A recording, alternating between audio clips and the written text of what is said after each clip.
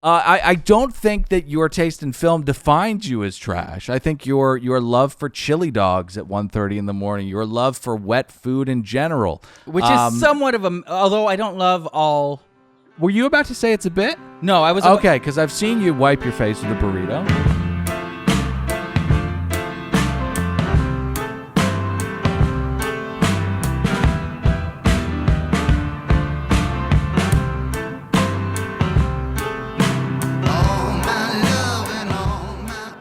So we made a promise that we were going to get hot. We said we're going to get hot because... I was conflicted because it's starting to get hot in Los Angeles as it is in here today when we record. Sorry. I'm with you, I was talking about our physique, our aesthetic, our... The commitment we made to our listeners. Yeah, our what do you call it? Whatever. Our palate to shoot out and get more followers, because if we're hotter, then the kids will want to watch... But we just keep eating and not working out. Yeah. And I honestly... I got a haircut. Clean me up a bit. I'm honestly looking at myself in the mirror and I'm just asking, what is stopping you? What is stopping you? Because we can be hot. We've said it. We've been hot before. At least you should see Dylan's wedding pictures. So 007. Oh, 007. You should see... pictures of Nick sucking down fucking, whatever cute local beer in Wisconsin. I mean, when he was a young boy. I mean, my God. Or after the Adam Carolla weight loss challenge, this fucking guy weighed 157 pounds. He's so hot. That's Pete Davidson. Check out APS Presents PMZ. Patreon.com/Another Podcast Network. So what's going on with us? I mean, what do we have to do? Do we have to find inspo somewhere? Do we have to find a regimen? Do we have to watch Kelly Ripa's What I Eat in a Day and just do that? Like, what's going on? Because we need to, I think, have some form of solidarity, I have two things about that. Why am I not able to do it? I don't want to answer for you. Yeah. But I love a nice disciplined thing. You know me. I step in a cold shower every single morning. Right, which is you could file that under disciplined thing. Yeah. Yeah, which you like. Yeah. Disciplined thing. So like healthy eating and working out, just doing it every day, that seems like something I'd be into. File it under disciplined things. Yeah. Yeah. But then I start thinking, and I think, honestly, the problem is how smart we are, Dylan. Yeah. I just start intellectualizing it, like, what is the point? Right, you get very Kafkaesque about it. Yes. And then I just snap back, and I'm like, Jocko doesn't have these thoughts. Right. And then my second, so that's the reason I think No, it Jocko happens. just thinks good about everything. Good. So your mom died. Good. So everything is meaningless? Good. Jocko, that's not actionable. I can't do anything with that, man. What the fuck are you talking about? How do so many people love you? So that answers your first question, the reason. Yeah. Number two, how do we solve this? Yeah. And the thing is definitely some sort of putting ourselves accountability by putting it on air in some measured fashion. That's the part. I love that. That's the part we didn't do last time. And I also want to say I'm not proposing a contest between us, right? Because we're podcasters, and that's right. true. Right. This is not. We're not trying sober to do, October. Right? Yeah. No. I would like to challenge. No, this is a personal journey. This isn't a sketch. I would like to challenge the host of Who Are These Podcasts? Yeah. To some type of fitness competition. Yeah. Have you ever heard of that show? I think so, probably. They listen to other podcasts and they make fun of them, and they did King and the Sting the other day, and it hurt my feelings. Oh, okay. It's an easy job to shit on people for trying. They're pretty good at it, too. I do it all the time, yeah. Ne'er a bad word said about me specifically, but my format. Here's the question, and I think this could be a pretty big hurdle for us. I don't know if this rings true for you, but it does ring true for me. The specifics of what I just proposed? No, just let me. All right. Let me ride. All right. Just let me ride. When we start this journey, I kind of want to be at a lighter weight than I am right now, just so it's not as pathetic. You know what I mean? Oh, God. Okay. You know, like let's get me down into the 190s, right? I don't want to be in the 2s when we start this thing, right? Why? It's too embarrassing. I mean, you over 2. I mean, my God. But that it diminishes the competition. Well, I mean, another. I went to my okay weight of 190 down to my real. I'm not saying 190. I'm just saying a couple. Just shave a couple now. I don't get it. The problem with this we have to take pictures with our shirts off right now. The problem with this is that it will delay the challenge, further putting it off, which is it's the kind of pattern that you fall into when you're not listening to these kind of muses telling you to get hotter. Dylan, your mind is playing tricks on you with this. Let me just lose a couple before we start. That's it. What are we doing here? I say we take our shirts off right now. Can't do it. Hate my body too much. I've been eating like crazy. You know, I didn't think about that. I had baked Lay's the other night. I had so many of them. And it turned my guts into a gray kind of century egg type of thing. And the thing about when your body is in that kind of condition and you have a partner, it's almost abuse because you can hold things in, but at some point you'll fall asleep and things will leak, you know. And there's no reason to ever be in that gastrointestinal state. It's just we're adults. I mean, what are we doing? We got to get hotter just to really recommit to life. So your plan, though, is not commit to anything at the moment, and then we'll keep it in the works that we'll do something eventually 1,000,000% about this. Do you want to watch a Badlands Chugs video? Yeah, inspiration, true inspo. Dude. So Badlands Chugs, I told you guys about this challenge when we first gazed upon Badlands Chugs. The every Mountain Dew in one dust boot. And it really piqued interest, and it was hard for me to not play it automatically. But now that Pat's not here, I think it's a great time to play it. Oh, we did. We never. No, we never got to see this. We never got to see this. I'm shocked. Actually, I didn't go home and watch it. It's all flooding back to me. Yeah.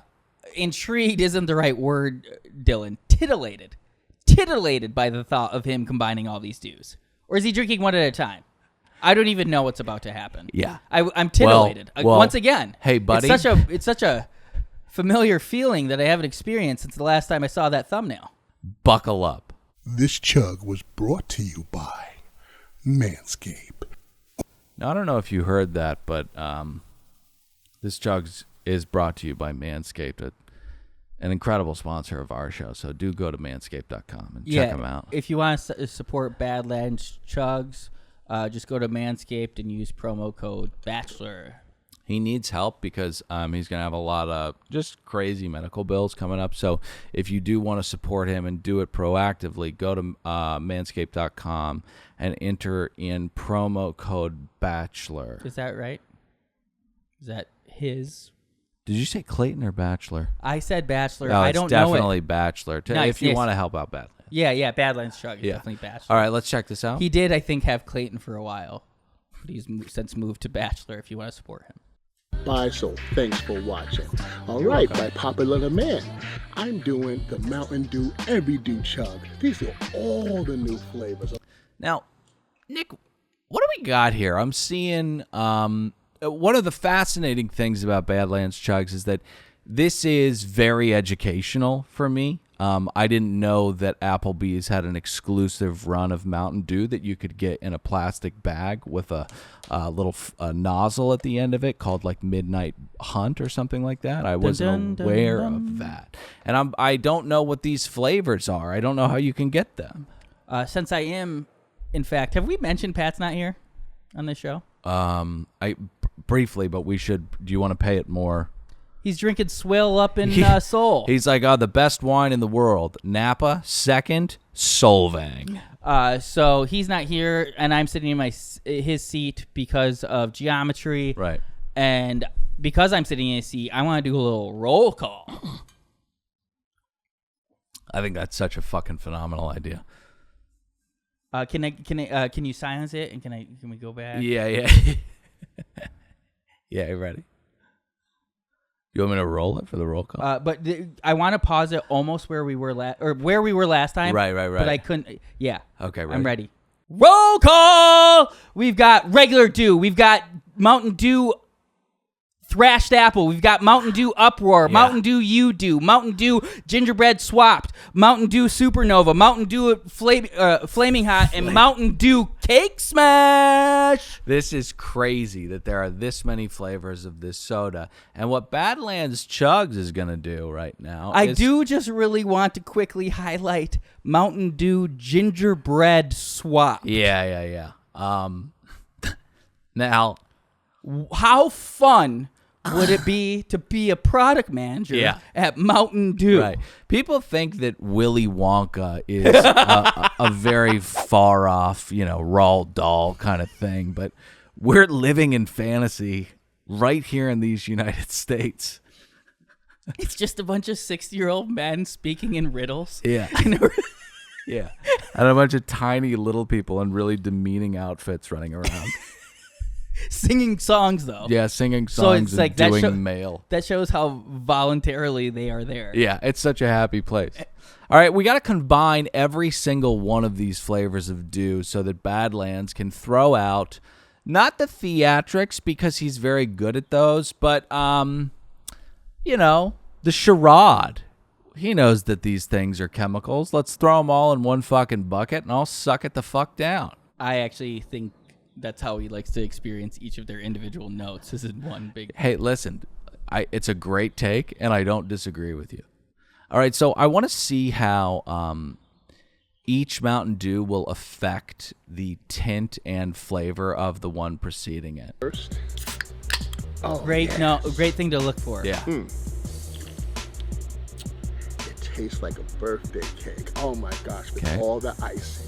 Throw it in there. Okay, so Badlands loves that one. Let me just turn this down just a little bit and move on. Which one was that? That was the birthday cake one. He said that it tasted exactly like cake a birthday smash. cake. Cake smash. Cake smash. Uh-huh. Jesus. Sorry. Yeah. Yep.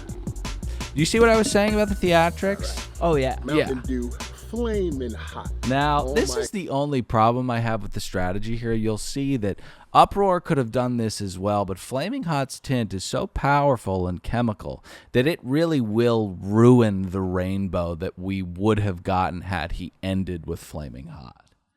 Are you concerned about anything here?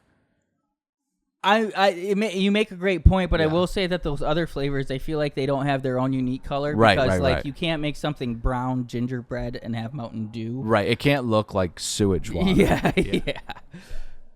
But I also love production note, just him picking up the one can as the other can's fizz dies down. Yes, and he does give us the notes of each and every one that he tastes. So, I mean, this guy is a fucking hero. It's kind of like a orangey, punchy type of soda, but it has that extra heat. It is so good. Put it in there. Yeah. Add a little fire to this every Dew chug, all right? Yeah, so he knows what he's doing. He's going to add a little fire to the chug. And now we can get to the chug, which is some people's favorite part. He is in a Rolex, so if this makes you sad in any way, shape, or form, please remember that this man has more money than you, and it'll be fine. I will say, though, I am going to have to watch this later by myself because, this is a man who's experienced with the roll call of Mountain Dews that he did. And you could learn a lot. Yeah, he was nailing the notes. Yeah. Wait, think about it. I go to the store. There's all these options in front of me. I'm literally walking in blind. It's the paradox of choice. It blinds you. Yeah, having no info. Right. It's almost like not watching college basketball and then filling out a bracket. Right. I want to have a little prior knowledge. Otherwise, I'm just picking the prettiest jersey.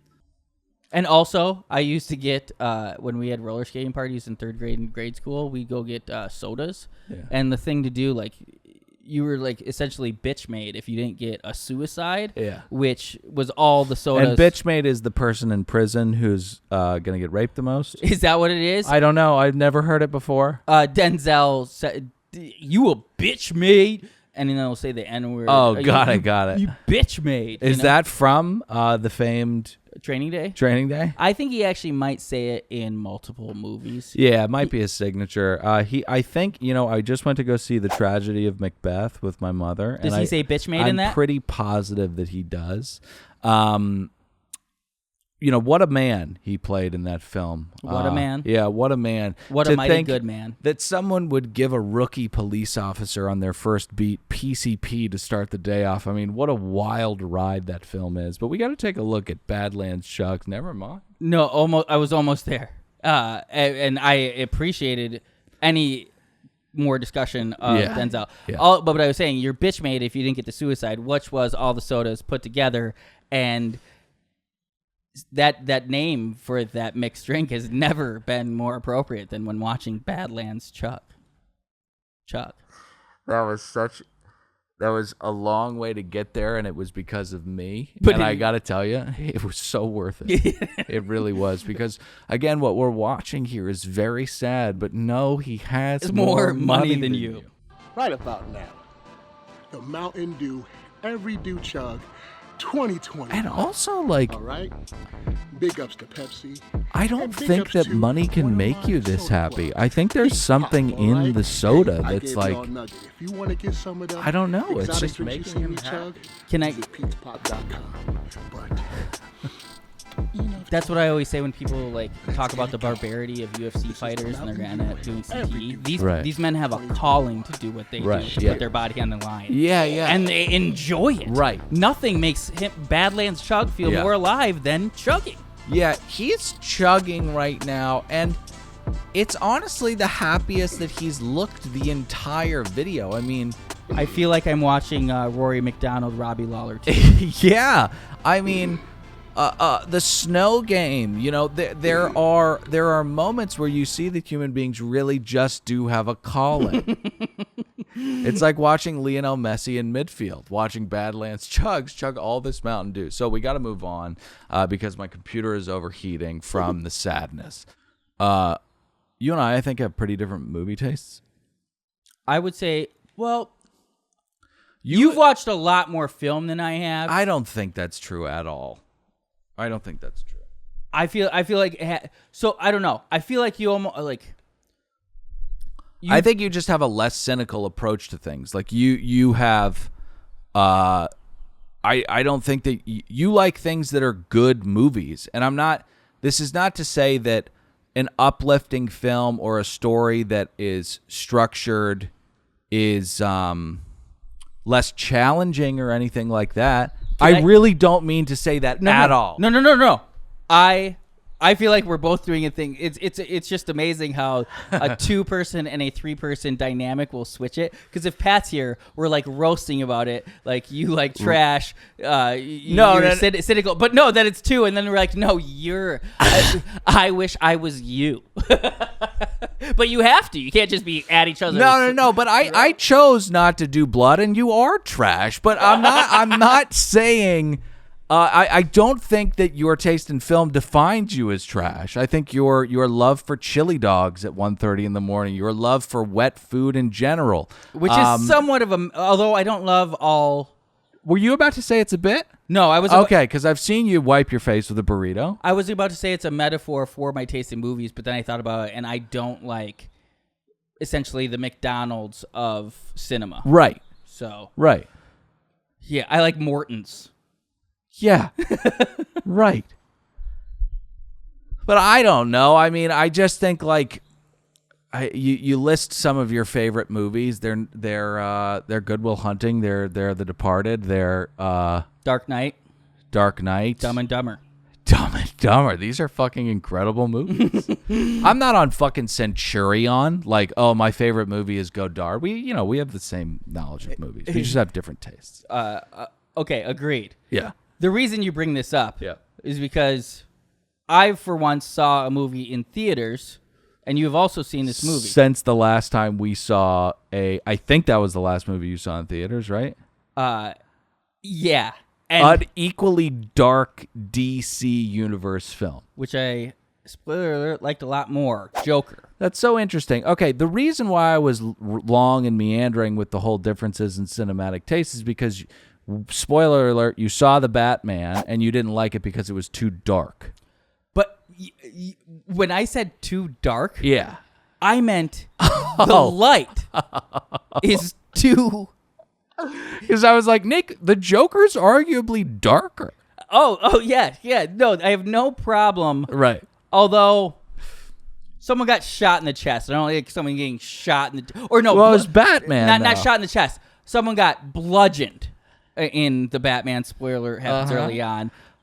I mean, that's not my Batman. Someone can get bludgeoned in Joker. That's about the Joker. Right. Batman's not in the Joker. Okay, got it. That was a little dark for me, I will say. Got it. But no, when I texted that, I was specifically talking about the look of the film. how much light is in the film. And I even sent a meme to you and Pat. Okay. And it was like Batman from 1989. I'll have to put it up on screen. Yeah. But hold on.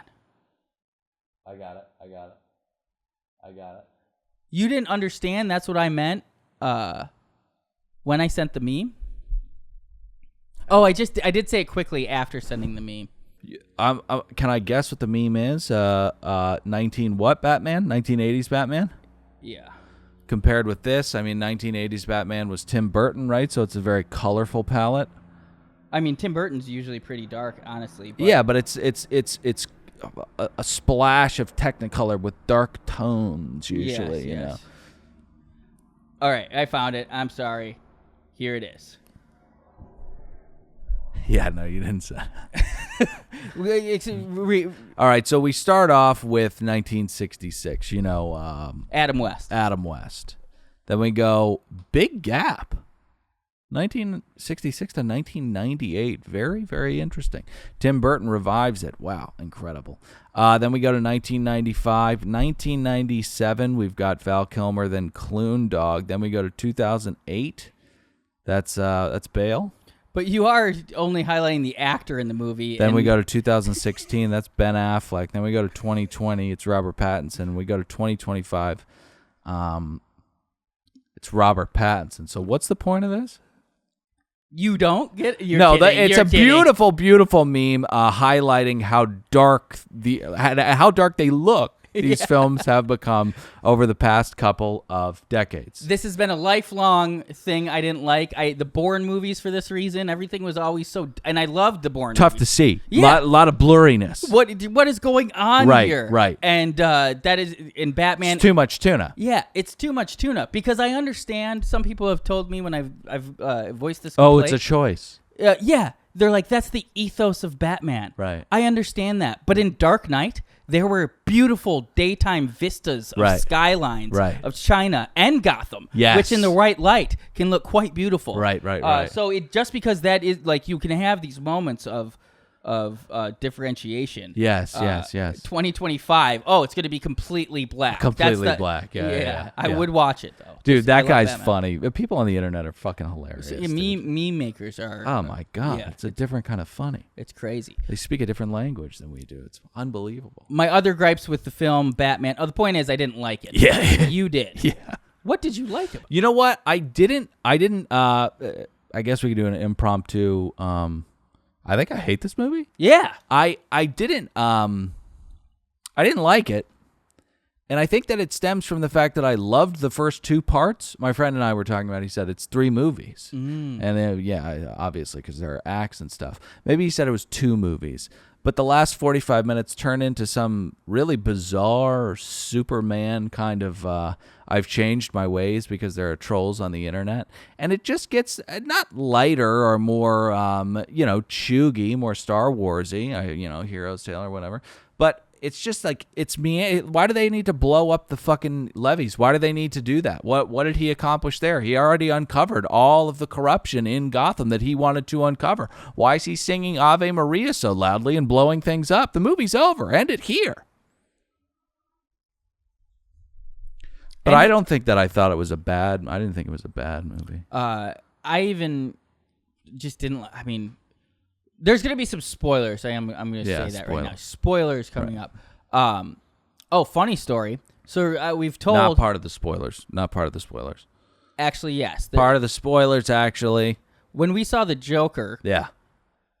I fell asleep during the most pivotal moment in the film. The most important 7-minute stretch of the film, yeah. Yes. Yeah. The Batman... Yeah. Is that what it's called? Yeah. You got to come up with fun ways to make these things sequel. Yeah. The Batman. How did nobody think of it? I can't wait for Batman. Yeah. Hey guys.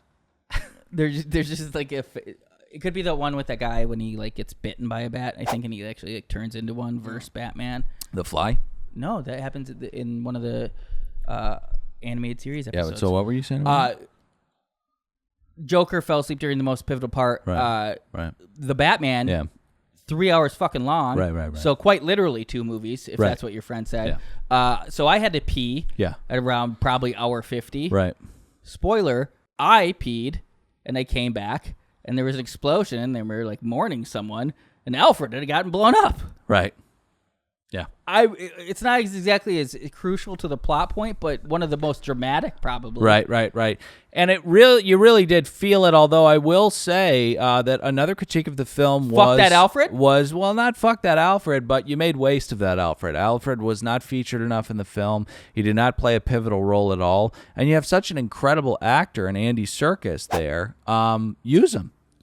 See, he's just figuring out a cipher the entire fucking movie. That was not my critique of Alfred. My critique of Alfred was... It's a different Alfred, man. It's a different Alfred. Yeah. Bring me tea. Why are you sitting down working on a puzzle? These are working hours. In other Batmans, I understand. Or at least ask me if I need tea, and then we can get to work. He was so blatant about not really loving his station. Like, in the other Batmans, I'm not saying Alfred didn't help out with the mysteries, but he'd walk up with a tray. Yeah, he had a pride for his job. He'd walk up with a tray behind him and be like, have you ever thought about this? Right. Not sitting down working out a puzzle with pen and paper. It was insane. Yeah, and what's even more heart-wrenching is that I feel as though that Alfred is in a position to behave that kind of abhorrent way because of the interpretation of this Batman, a younger, more brooding, troubled one that really does still kind of need a father figure right now. And so he takes liberties with it, and he really abuses that station. He kicks his feet up, and he serves no tea. He serves no sandwiches. He doesn't get water. He's just on the case, sitting down the entire film. I'm getting more and more kind of peeved and cheesed about this movie as we talk about it, but yeah. Pretty impassioned degradation. I hate this movie. There are better Matt bands, though, right? One other thing about Alfred. Yeah. You said that, because it's younger, more brooding Batman, he had to take the father figure role. Even in these other films, that's the same way it started. Alfred was always somewhat of the father figure. Sure, of course. But he was still a steward first of the Wayne Manor. Yeah. That's what he was employed to do. Yeah. So, no, he always is a pseudo father figure, but just bring me tea is all I'm saying. Bring me tea, but yeah, he's essentially taking advantage of a child in this version, which is really disgusting and kind of a fall from grace for Alfred. But there are better Batmans you feel than Robert Pattinson. Yes, although though I did dislike the Batman, I didn't hate Robert Pattinson when he was Batman. It's fantastic. I don't like him being like a broody little bitch. I get he's all younger, but he did take on the role. Yeah. Really sunk his teeth into it. Always, I mean, he's always had a strong Batman-esque jaw. Oh yeah, I mean the guy's unbelievable. He's a good Batman. Yeah, but great Batman. I'm gonna rank my favorite Batman from all the Batman. Well, not all the Batmans. Right. So Adam West is not involved. Adam West is on my list. Okay, it is. Okay, I'm gonna go ahead and not fucking spoil this anymore, and just sit back and react. All right. Do we need the Downton Abbey theme music? Let's not. I was gonna say I don't know. Let's you almost not. wait. Yeah. But I'll just give it right away. And I wouldn't normally start like this. Number 5, right? Adam West. Yeah, it's weird that you didn't start with 2 or 4, but yeah, if starting with 5 is a comfy place for me. So number 5 is Adam West. I did switch my order because of the spoilers. Adam West, right? Okay. Icon.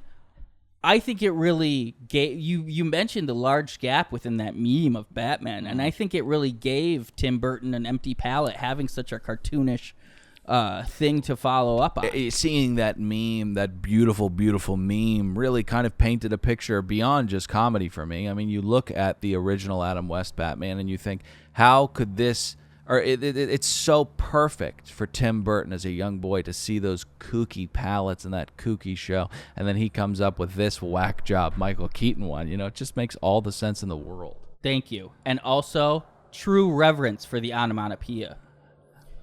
Number 2, Christian Bale. Pa! Obviously, very low, actually. I think a lot of people are pretty shocked that Christian Bale is at number 4. I know, which will keep us on a cliffhanger. Right. Yeah, Christian Bale, because from my favorite movie, Dark Knight. How is Christian Bale the Batman of my favorite movie? Not because there's someone better is the answer. There are 3. No, Christian Bale was number 2. Oh, I thought you said 4. I went from 5 to 2. Okay, got it. Because I was really confused as to why you were going in sequential order. But okay, so number 2 is Christian 5 Bale. to 2, Okay, which I thought you knew what I said because I think people are still surprised how low he is. Yeah. It's pretty shocking. But I can see arguments for Clune. I can see arguments for Mike, and I can see arguments for Val. Well, we'll keep you Not Ben. We'll keep you on your toes then. We'll say we'll give you number 3 is in fact Michael Keaton. Mm-hmm. I love Michael Keaton in general. Yeah. He's so funny with his eyebrows. He's really wacky. He's really wacky. And if you see him at the PGA Awards, he delivers a speech that is absolutely heartbreaking. I believe it's about family loss or something like that, but he dedicates the award that he won to the people that he loves most in life. I mean, it was just unbelievable. Unbelievable. Award shows aren't dead. Go to HBO Max. Watch the SAG Awards, not the PGA Awards. Go ahead. Pretty excited to look into that, to be honest. Yeah. You want me to clip it for you? Yeah. Okay. I think Batman was Michael, and I don't know all of his movies, but I'll say this is a list within a list. Birdman. Number 2 favorite Michael Keaton role behind the lieutenant in The Other Guys. Right. He's so funny. He's perfect. Just like, I don't. Hey, guys. That's all I can think of what he does. Hey, don't get.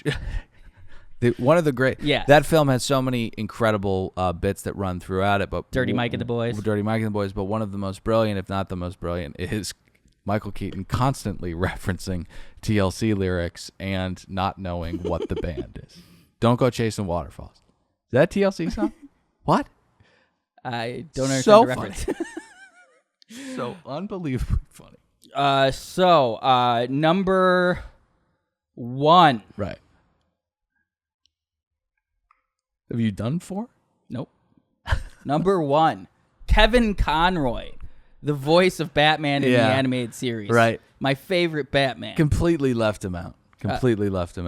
Now, he looks like a fucking terrifying grave robber, so you can't see him do the voice, but he is a very good Batman. I don't even know what he looks like.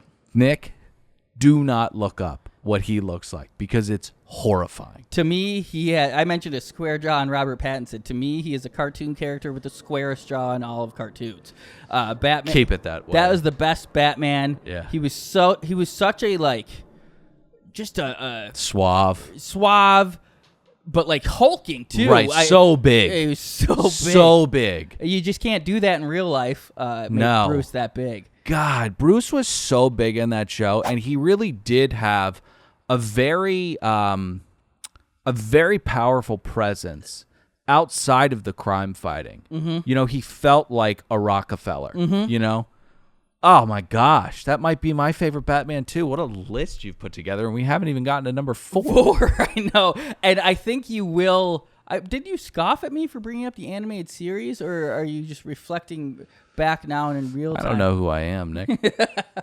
I have no fucking clue. And number 4, of course, Will Arnett, right, from the Lego movies, movie, including not least of which Batman, right. the Lego Batman movie, which is incredible if you like Batman. Yeah, it just incredible in general. I think it's one of those kids' films that has a lot of merit. Took my nephews to it, but because I wanted to see it. Yeah. I enjoyed the Lego movie, which I also took them to because they wanted to see it, although I did hear good things. Right. And I remember reading in Entertainment Weekly. Because you pick those up. Uh-huh. When you go to the grocery store, you pick those up. Oh, no. Those were, when I did periodicals at the library, when I worked at the library in high school, that was one of the ones I read all constantly, of it every week. Yeah, no, you've had a lifelong journey with that publication. Yeah, I love they always had the ratings in the back. I was so aware of ratings. Ratings for what? Top 10 TV box offices and ratings for TV shows. Got like it. Friends, Yeah. 30.2 million people they're putting Right. up in season 9 and 10. Yeah. It's insane I numbers. love that though, slapping the Nielsen's on the back of magazines for us regular folks. You know, we're not ripping those numbers off the wire. You know what I Yeah. mean? But we want to know Yeah. what's Friends pulling. And there'd be it'd be in a box subset, and there'd be a little write up of like who moved up, who moved down. Yeah. Good stuff. Yeah, Yeah, Will really good Arnett, stuff. incredible Batman. The voice, I mean, whoever cast it, I Yeah. mean, it was a layup. He's so funny, and he fits the tone of the film. God, what a list. And that concludes my favorite Batman of all time. Oh my gosh, what a list. That really took us for a ride there. 5, 2, 3, 1, 4. That really was a fucking ride. Speaking of rides, I want to end with this. We took a ride up to San Diego last week. I was talking about how I was dreading it because I don't like San Diego. It's well documented. Yeah, it's your favorite city on the planet. It's a town of flip-flops, soul patches, bottle openers on the bottom of the flip-flops, That's a good and pull. fish tacos. Like, that's what San Diego is. It's a very boring place. That would be a fun game, and I want to hear the rest of the story. Yeah. But so for just things that are in San Incredible. Diego. Things that are in San Diego. Okay, yeah. No, we could Puka have shell necklaces. puka shell necklaces, red cars.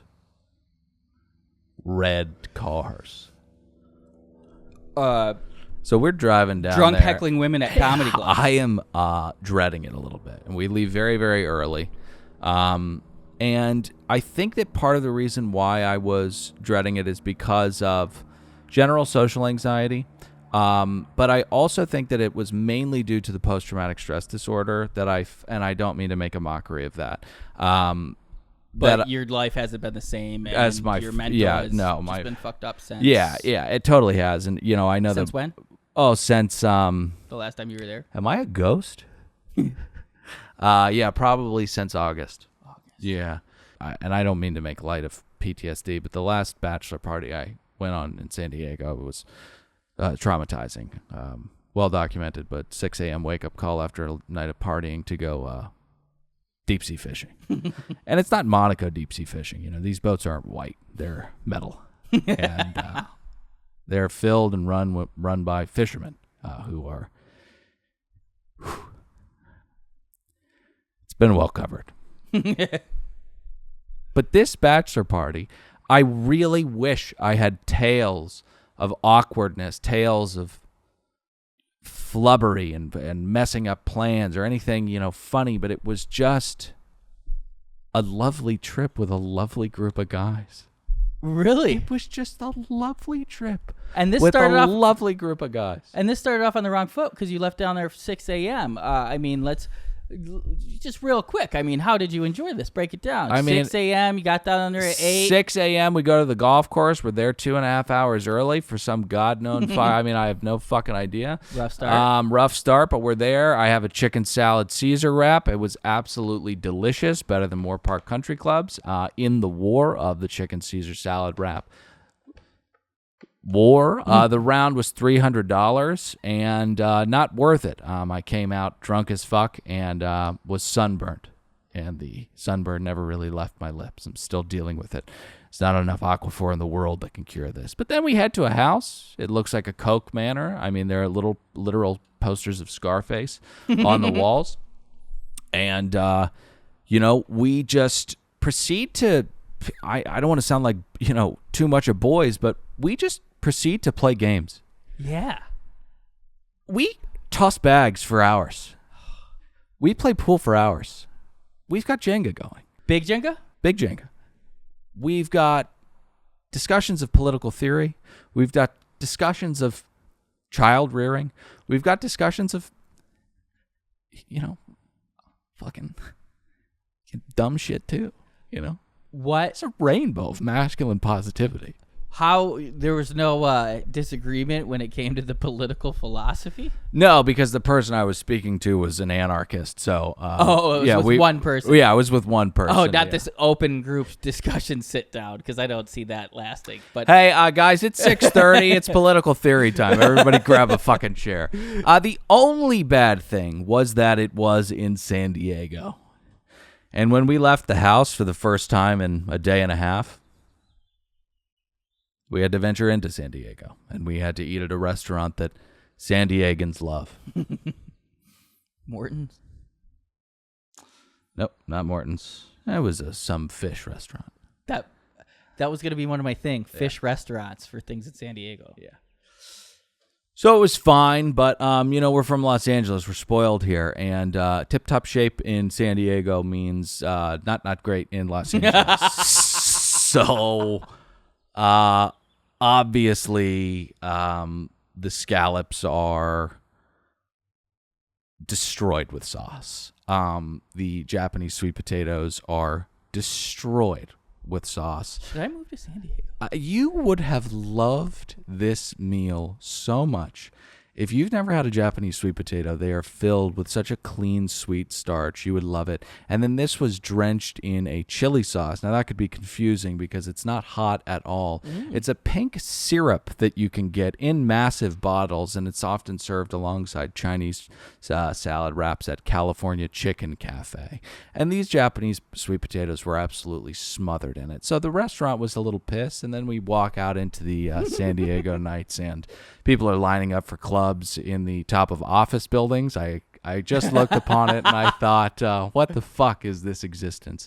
Because, again, it portends or attempts to be something it's not. It's just a sleepy little boring town. I don't care if you're all dolled up and you're going to a club. You're in San Diego right now. I mean, oh my fucking God. It's so funny how, like, my idea of San Diego is shaped since I've moved to California and known you. Only been down there one time, I think. Pretty boring. Yeah, pretty boring. Yeah. It was. But, like, I always thought of it as, like, a city. They had a football team. Right. They were to the first Super Bowl, I believe, ever remember watching. Unbelievable, right? Yeah. Then you go, no, it's not. It's not. What other town has ever had a Super Bowl team? San Diego is a town. People will be like, from back home, be like, oh, you ever go to San Diego? I'm like, no. And they're like, why not? There's like, I realize there's nothing. Why would I? Why? Oh, right. Why? Now people will argue, oh, they have an international airport. It's like, you don't get it. Yeah. All right, that's it Do for us. you know where I am? That's it for us. Jump in the iTunes ratings and reviews. Leave 5 stars, kind words. Join us on patreon.com/anotherpodcast network for the episode of APS Presents PMZ. What a banger that one was. And if you're into Below Deck, go there as well. We'll see you soon. Go to the YouTube. So I'm Dylan saying goodbye. Nick, say goodbye. Goodbye. Pat, say goodbye.